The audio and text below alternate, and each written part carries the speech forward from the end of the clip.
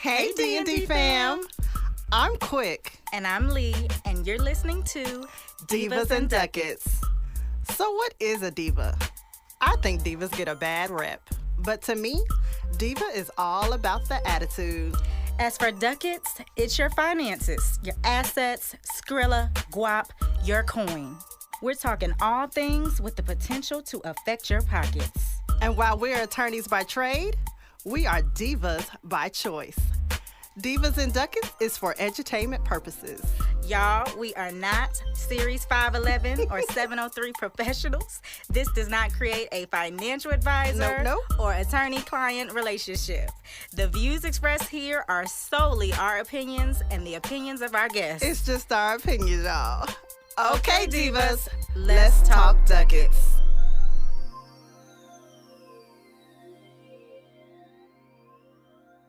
Hey D&D fam, welcome back. Yes, welcome back. And if you are listening to us through podcasts, we are on YouTube. We would ask you to go over there and subscribe. And if you are coming back to us and watching us on YouTube, make sure you hit that subscribe button below to make sure that you get our newest episode. So what are we going to be talking about today?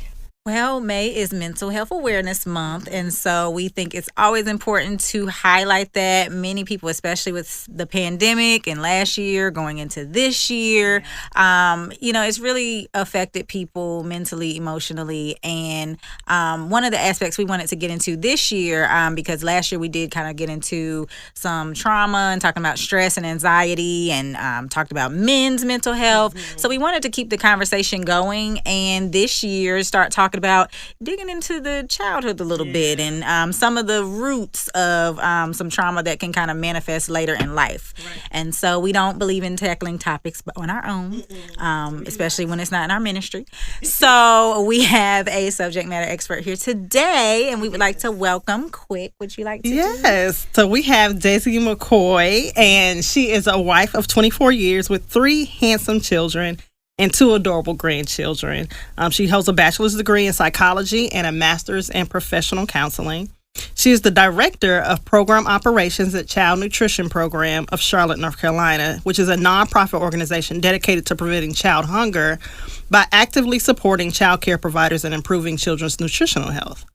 As a licensed clinical mental health counselor associate, Desi also has a part-time private practice where she specializes in anxiety, depression, and marital counseling.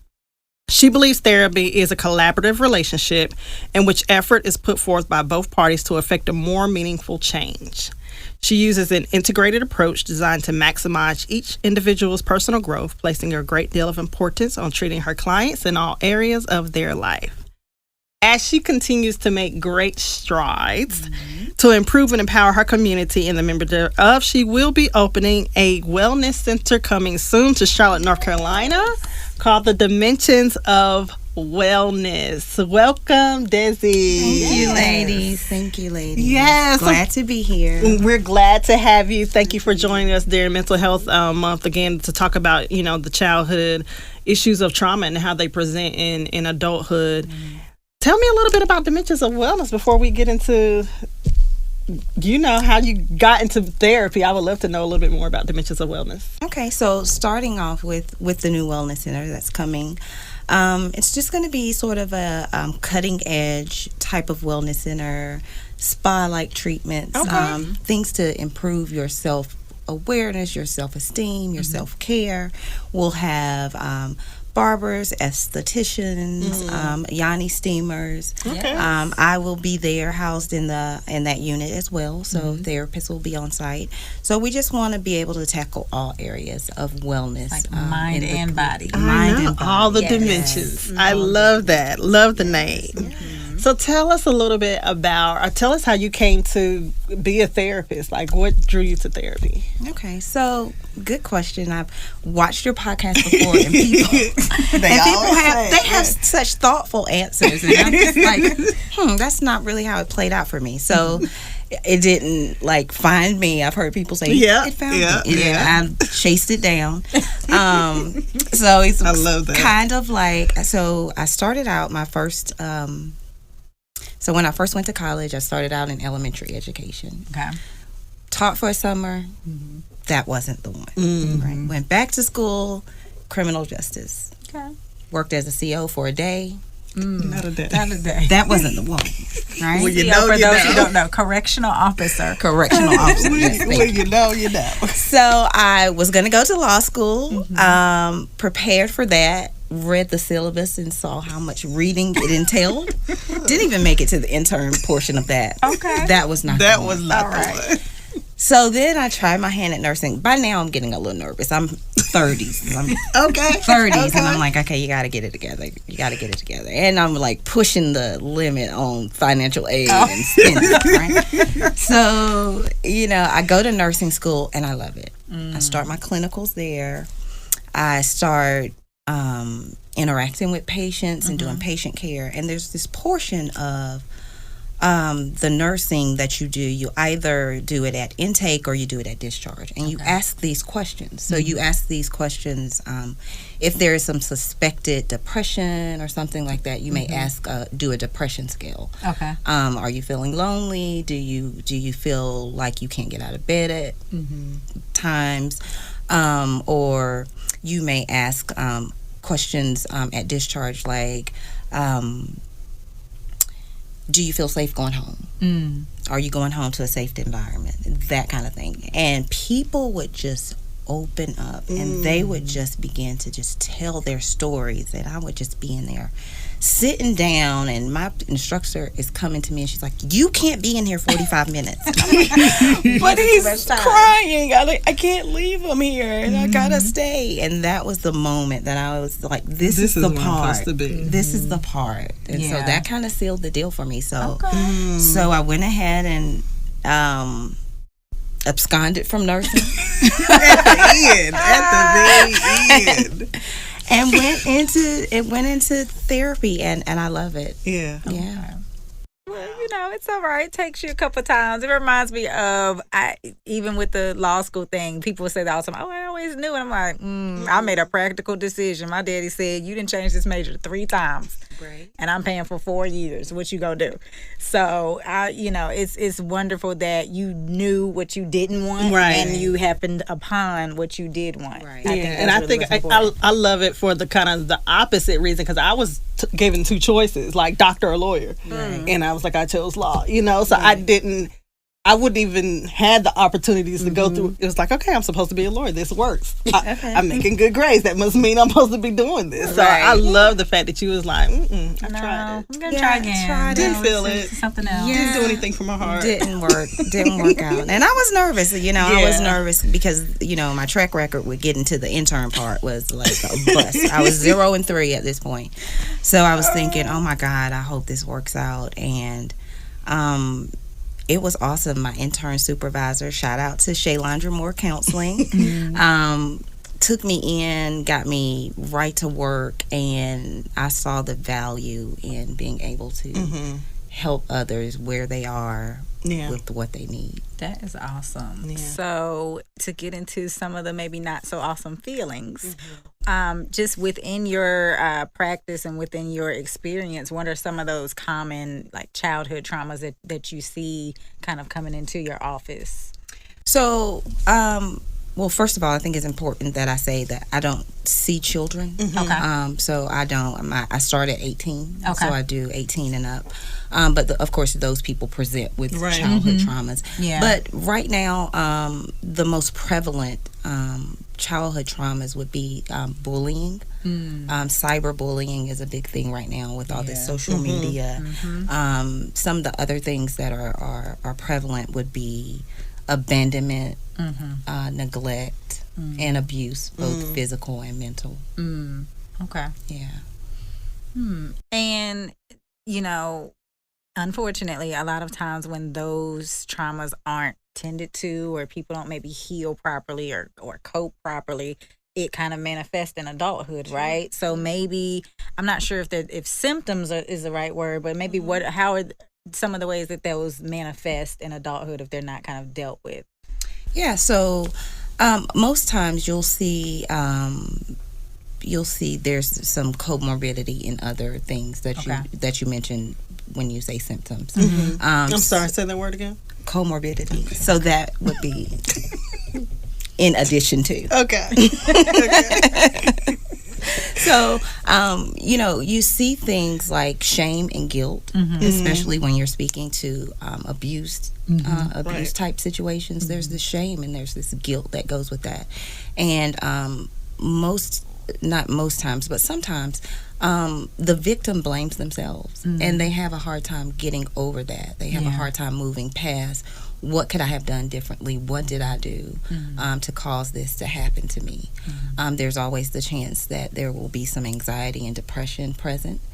And then you just see it manifest itself in your everyday life, your parenting style, the way that you form attachments with people. So there could be a lot of manifestations that come from childhood trauma. Can you dig a little deeper into, like, when you mention attachments, can you dig a little deeper into how, because I think some people may not even realize that it's a form of attachment, the way they attach to someone. Like, how does that look? Well, there are attachments that are secure, and there are different, various other types of attachments. So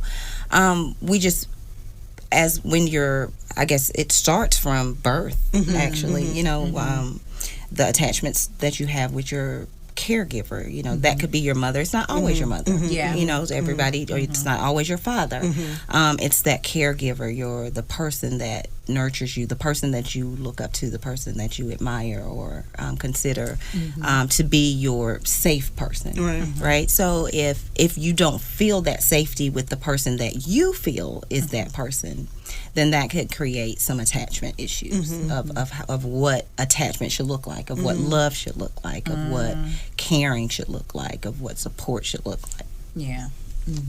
And is there, like, I think because in this, in the more modern time, people are always trying to redefine what normal should be, right? So is there, like, some kind of base of, everybody could say, I love differently, or when you were saying should look like, it kind of made me think, is there some kind of base where you could say that that's an unhealthy attachment, and how it would present, maybe because of some childhood abandonment, as you were talking about? Okay, good question. So when you think about what things should look like, it is subjective. Right. So it is personal. It depends. Does it cause you distress? If it doesn't, then that's not an issue. Something that may cause me distress, you may not even think about. So it's just really subjective matter of when it comes to what things look like. Right. Yeah. Okay. Is in I guess attachment, and is there like a avoidant disorder? They would probably like bipolar opposites, I guess. Like, is that a thing? Well, like they don't attach, right? Okay. Like they avoid, I guess. Well, that is a thing. That is a thing. So yeah, there are cases that where mothers don't bond with their children. I don't know if you guys have looked much into postnatal depression. So sometimes mothers go through this real depressive state after they have children. They're unable to attach. They feel like they can't even hold their children. They feel like they don't know how to love their children, don't know how to take care of those the children. And so so that can become an issue later on in life where there are some attachment issues. Yeah. So does that, because I know I dealt with it for a little while after I had my son, but it didn't last very long. So, prayerfully, he ain't feel that as a kid. He ain't gonna grow up needing therapy. As an infant. Because of that 3 weeks, I struggled to hold you. But, the jury's not out, but okay. But okay. I mean, but would it last, I guess, longer? Because I guess to some people, it does that last? It can last a significant amount of time. Okay. It can, and it's just recognizing when to get help and knowing that it's not you, knowing that, you know, it is a disorder that you're dealing with, a mental disorder that you're dealing with, and just seeking help to be able to correct those feelings. And I use correct loosely, but being able to learn to cope with those feelings, I guess I should say. Okay. And then since we're kind of in parenthood, you know, a lot of times, especially now, it's easy to, I don't want to say villainize, but pretty much it's easy to villainize old ways of parenting or outdated kind of disciplinary strategies. Now that we know more, and I think, you know, for me, for example, spankings, I think you have to take the whole context of things, like especially with what's going on and still going on in America with, you know, Black people and police and things like that. And there was a time where a lot of times I think some parents of color, communities of color, felt like if I don't keep you in line, if someone else got a hold of you, this ends poorly. And that context kind of like, I feel like nowadays we don't have as much grace for the context. And I think now that we know more, we're trying to do more, and I certainly applaud that. So it leads me to my question of what are some of the things that parents can do or maybe not do to try to minimize traumatizing their child, essentially, because I mean, there's no handbook really. So. Sure. Yeah, absolutely. So first let me say this about spankings and about the older way of parenting and other parenting styles. This is my personal opinion, not my clinical opinion. Okay. You know, I do believe that it takes a village to raise a child. And I do believe that we have gotten away from the notion, just because of society today, that you can correct someone else's child because you have the parents that are like, you don't tell my child what to do. You have that thing, right?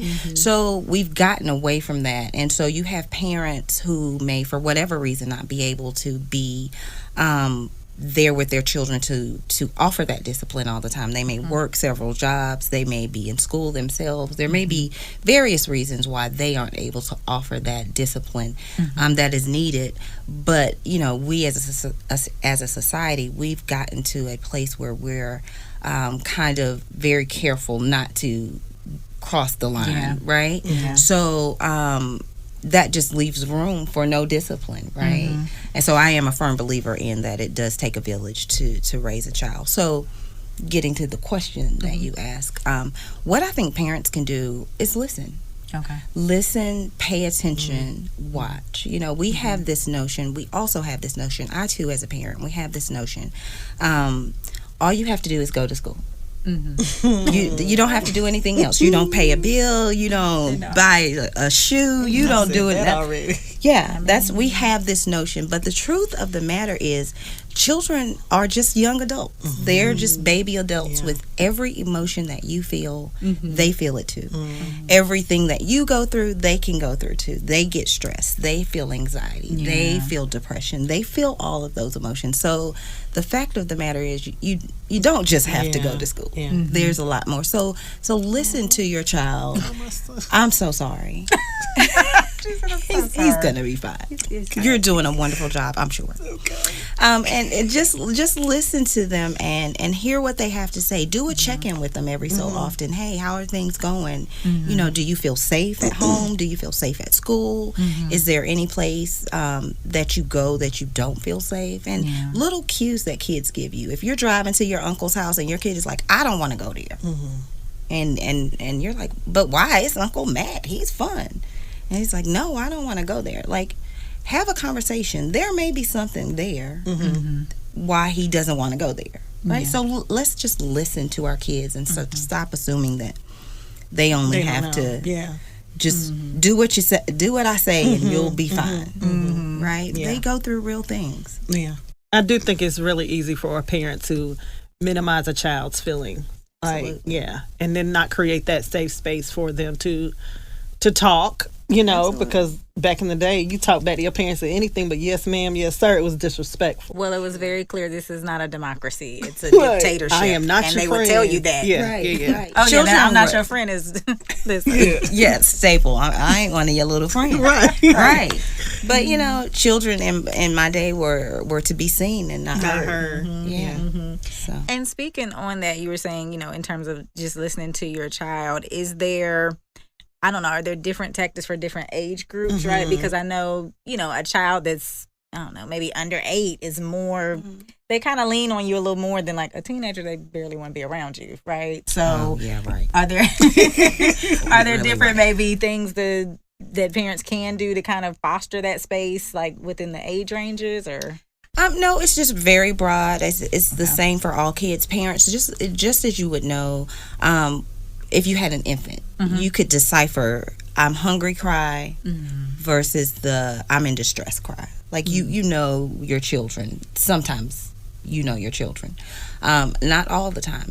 Which leads me to a point in what parents can do is recognize your own traumas, recognize your own issues that you have, and don't transfer those onto your child. You know, don't transfer your fears onto your children. Don't transfer your doubts of self onto your children. So recognize what it is in you that you're lacking, so that you don't do that transference of emotion to your children. I think that is so important, but it's probably so hard to even recognize that that's Very what they're hard. doing, Yeah. especially the transference of fear, right? Yeah. Like, I catch myself all, because my son will try anything, but I'd be like, I'm afraid. Now I have to be like, Melinda, don't you, if this boy want to jump off 30 feet and it's safe, and they said it's safe, let him, he wants to go skydiving right now. Football. I just be like, no, you're going to get a concussion. Did you see concussion? Oh, Lord. Did you see concussion? You know, he going to grow up like, my mama wouldn't let me play sports. No, I get it. It's scary. It's hard. It's It hard. is. It's a very hard thing to do. But yeah, just recognize those fears within yourself, and notice when you're doing that, right? And be able to kind of say to yourself, talk yourself down, like, hey, this is like, it's okay. It's okay. This is his life, right? So right, if right. you know, even if maybe the fear comes from you fell out of a tree one time and you hurt yourself, so now you're afraid he's going to hurt himself. So maybe if there's some incident that you can relate to it, you know, kind of tell yourself, hey, this isn't me. This isn't 10-year-old me. This is my son. So let me give him the opportunity to live his life. Yeah, of course, with boundaries. You have to, when safety is involved. You know, still be a parent. you still have to parent, of course. Right. They Absolutely. can't jump off the roof. It's not okay. They can't, Right. but they might. And they might call DFS. No, I'm kidding. They I may. think. So, and it just made me think, I don't know this is necessarily a trauma, but it just made me think with when you're talking about parent transference, and I have some friends who are parents, and the things that you almost catch yourself doing with like expectations, right? So I think a lot of times parents want the best for their child, but they have an image of what that best best looks like. is. Yeah. And so do you see parents doing that, or that kind of coming up within, you know, when you sit with people, like maybe that coming out as, I don't know if it's a trauma per se, but just like something that's kind of heavy on them that kind of came from childhood, or? Well, yeah. So expectations can be tough. They can be tough. They can be tough as an adult, right? So, you know, when you think about trauma, though, I think it's important to understand what trauma is. Okay. So what trauma is your emotional response to something. Okay. So it can, you know, manifest itself in various ways. But if there's an emotional response to it, and different emotional responses happen, then that constitutes trauma, where there is a perceived fear or threat of harm to your life, right? Okay. So that is trauma, right? Okay. So what is important when we talk about expectations is how do you deal with that? Like, do you take those expectations of like, this is what I've got to do? Like to your point where you were saying, I had two choices. Right. I could be a doctor or a lawyer. Right. Right. Well, what if neither of those worked out? Right. What would have happened? Yeah. Right. Would that have caused you trauma? Maybe not. Probably not. Yeah, we I would have just found a different way, but in that moment. And then when we speak about children, children are so resilient, and so they're able to kind of bounce back from things with, of course, proper care and proper support. So it's yeah. So finances, right? Because we're divas and duckies. So do you, how do I want to say this? Have you identified ways or seen situations where not necessarily a parent, but just a person in, I don't know, a caretaker or a loved one has maybe used money as a means of control, or has there, maybe any trauma or things behind that can kind of manifest from using really finances to kind of manipulate? Yeah, well, so I wouldn't say that I personally have seen anything like that. What I do know, and what research suggests is that trauma can cause excessive spending, or it can cause excessive saving. You can penny pinch. If you were in a situation where it didn't have a lot when you were younger, and you start making money, you want to save it all because there's this fear that one day I may be back in that place again. You see that a lot with people who have experienced homelessness. So they get, they are able to get on their feet and find themselves secure housing. And so they just save every dime that they can to ensure that they are not ever back in that position again. But then you have the opposite, right? Well, I couldn't go to McDonald's when when we were little. We didn't stop at McDonald's. So we eat now supersize me on everything, right? So there's that. So that happens, but even deeper than that, what also happens is people that experience trauma, they have the propensity to under-earn because they feel unworthy. They feel unworthy of jobs, of positions that they may qualify for, right? And there's this fear that keeps them from going and doing these things. There's also the overworking. They overwork themselves to compensate, to prove themselves that they can do it, that they are worthy. So a lot of things tie into trauma, financially related. Wow. How often do you see, like in your conversations with a client, that the person that caused them trauma growing up, they end up in a relationship with someone that's kind of just like that, even though they may have thought they were kind of getting away from it, but you thought. Okay. Well,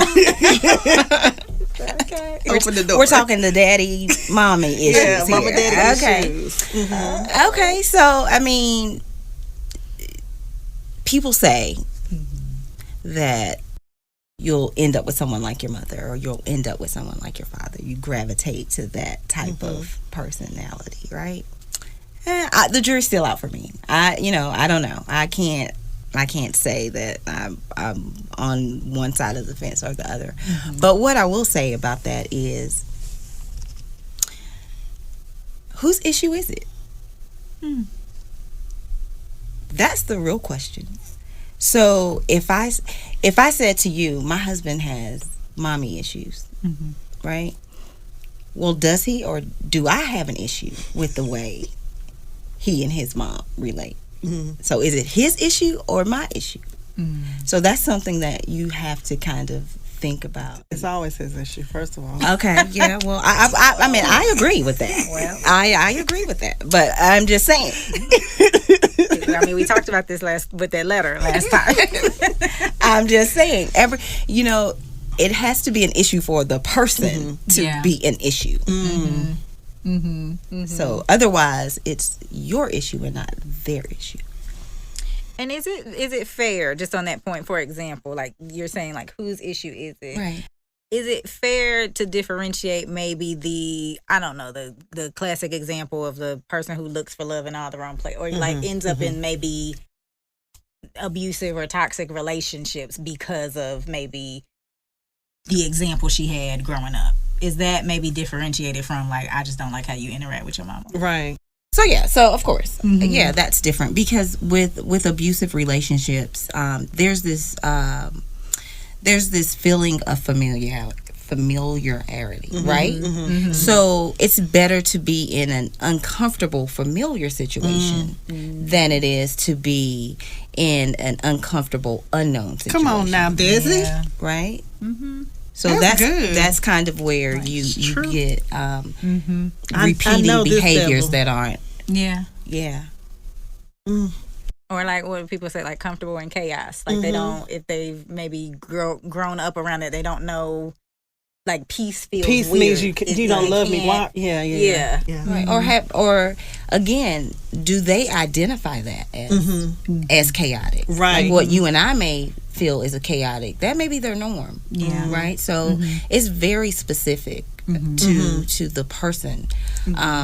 When you talk about chaos and things like that. Now, abuse is abuse in any form. I mean, it's pretty standard across the board. But when you think about chaotic situations and going to toxic relationships, do they even recognize that as toxic, or is that I always pay? Is that no? Not I don't always pay. That was just like a sentence. Like an example. Exactly. Let's be clear. Let's be clear. So, do they see that as an issue? Yeah. You just don't know. It's just so specific to the person and their thought process. Yeah.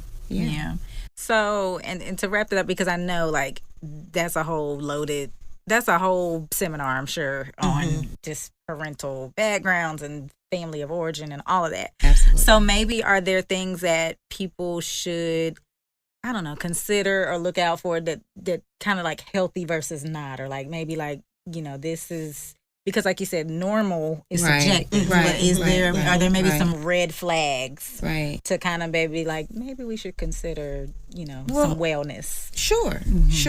Well, what I will say to that is that we all need some sort of wellness, right? So we all, could use, I have a therapist, I'm a firm believer in the process. I know that the process works. We just have to take the initiative, kind of like your car. You go get it serviced, you go get it maintenance. If a light comes on, you go get it checked out, right? If you get that gut feeling like something is off, I'm not feeling it, something is wrong, then seek some help. But in the most basic of things, if you're talking about trauma in general, some things that I would suggest that your D&D fam does is to create yourself a toolbox. Create yourself a toolbox of breathing techniques. You can Google these things.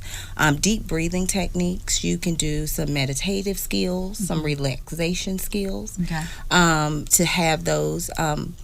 Know that the feelings that you feel as it pertains to trauma specifically, or anything that feels stressful, are normal feelings.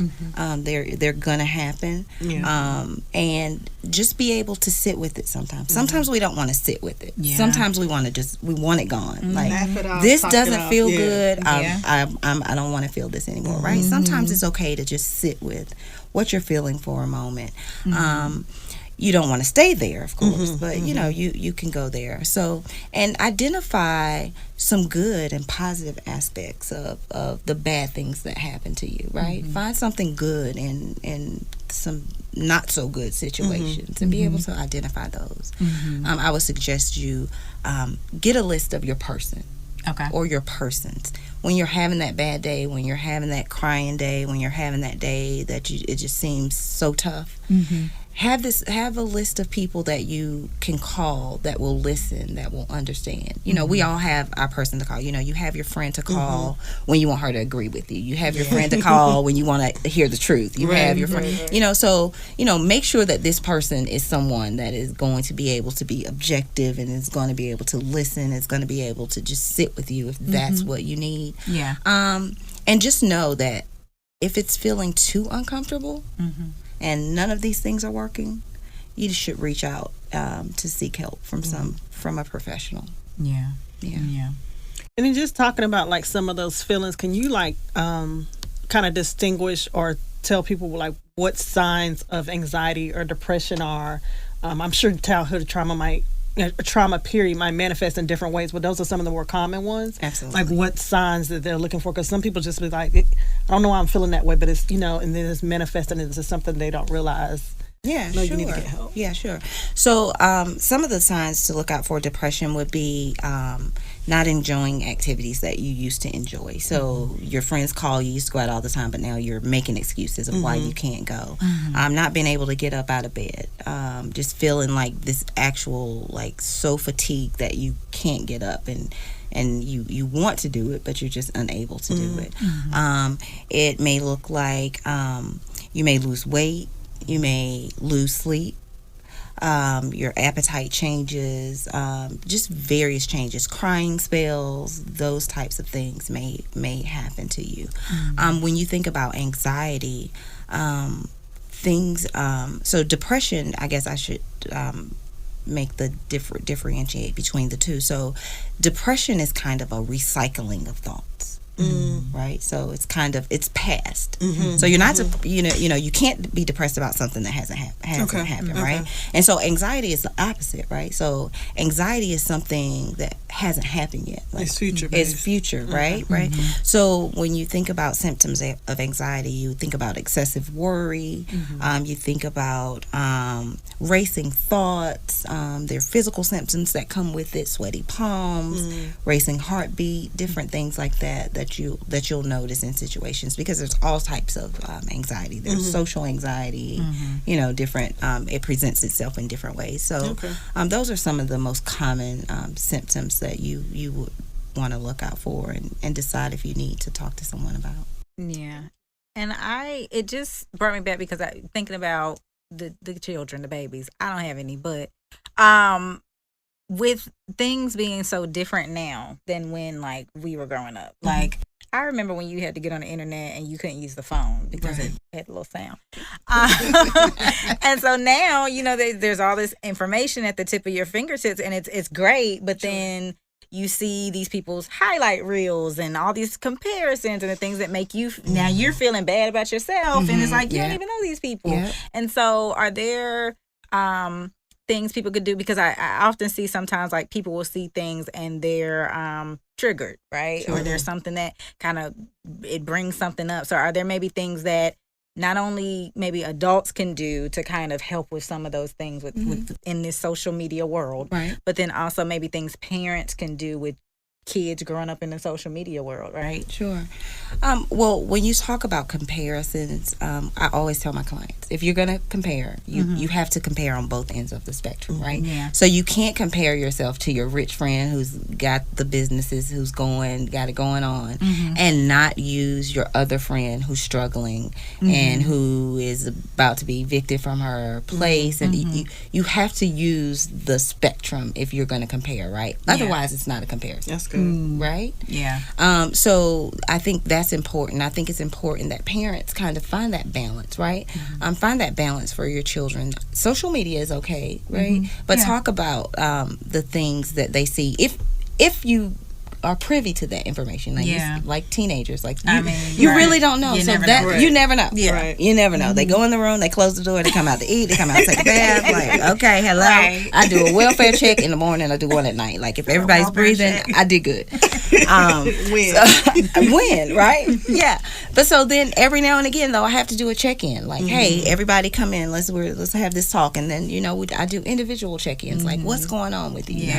How are you feeling? So again, it's just important, because we can't know everything. As a parent, you can't know everything. You didn't tell your parents everything. I certainly didn't tell mine everything, right? So same thing, right? So as a parent, you just be interested. Be interested. Show interest, right? You'd be surprised what they will tell you. Now, if my mom acted interested, I would have been like, honey, let me tell you what happened. But she was not interested, so I was not getting ready to go in there and share, right? So be interested. Create that space where they feel like they can come in and share and dump if they need to, right? And then that they don't feel like they're going to be scolded. They have to feel that, I made a mistake, I did something wrong, if that's the case, right? Right. They have to be able to feel safe. So just create that safe space for your children to come to you, and you'll be surprised. Like, you'll get some stuff you don't even want to know. You'll be Right. And I was like, yeah, like And you got to keep a straight face. Right. Because you said it was call safe. your aunties. right. No, you said it was safe. You just gonna have to keep it like, ooh, okay. But good point, right? So Yeah. if you don't feel like you can be that space for them, help them find that person. Help, like, tell them, like, Auntie, I'll talk to you about anything. Auntie Desi, she gonna Right? call her. Yeah, call me. Call me. Now, as an auntie, you still looking like. But I mean, it is some pressure off there. Like, this is not my child. I could just, A little pressure is off, right? Like, I'm gonna keep it really real, okay? Because I don't, It's true. That's true. That's true. That's a lot. It's true. So, tell our D&D fam, because you gave us some really great information, some signs for people to, kind of look at, especially for the parents. I think putting the expectations and the fears and kind of recognizing that was like really, really good information, because I think oftentimes we just think we're correct, especially when it comes to parenting, right? Like, it's a big thing. So I think anytime you can internalize yourself and saying, and recognize this is something, I'm doing this because it's a me thing. Yeah, it's a me thing. It's something I'm doing because of the way I was raised. And I remember when it was done to me, it didn't make me feel good. Like, being able to connect those things and just reassess, is this going to work for my family? Like, I think that's really important to be able to do. So with all of that information, do you have information for our D&D family where they can reach out to you? I know you're getting ready to start the Dimensions Wellness Center. Yeah, I'm so excited. I'm so excited for you. I'm so excited about that. Yeah, so D&D fam, if anyone, if you feel in distress, if you feel like you need to talk to someone, you can find me at dmckoycounseling.com. You can leave me a message there. My schedule is also up there. You can schedule an appointment there if you'd like to. You can also reach me at dmckoycounseling@gmail.com if you'd like to send a message, if you'd like more information about the counseling process and how it works. And with regards to the Wellness Center, yes, you can follow us on IG, the Dow _CLT. The Dow. Yes, you can follow us there for all of our grand opening updates, and we can't wait to see you. Yeah, and we'll be sure to have all of her information, of course, in our show notes and down below if you're watching us on YouTube. Yes, ma'am. So it's been a pleasure, ladies. Thank you so much. It was really, really great having you here and sharing this information. And thank you. I hope I've done your audience. You have done us some wonders. Learned a lot. Appreciate it. Some folks about to reassess. Hopefully. So, you all, we did not have time for a diva letter because we really think it's important to cover this information and get you all of the subject matter expert tea that we can give you. But if you have a question, comment, concern you would like to have possibly read on an episode, you can email us at divaadvice@gmail.com. That is DIVAADVICE@gmail.com. You can also follow us. We are on Instagram and Facebook under Divas and Ducats. Our website is www.divasandducats.com. And as we said below, you're watching. So continue to follow us on YouTube. Hit subscribe if you have not already, and you will get updates on when a new episode or video is available. For sure. And you can go to our website and sign up for our mailing list. Yes. And you will get that information as well. So until right. next time. All right. Bye. Great attitude. Bye.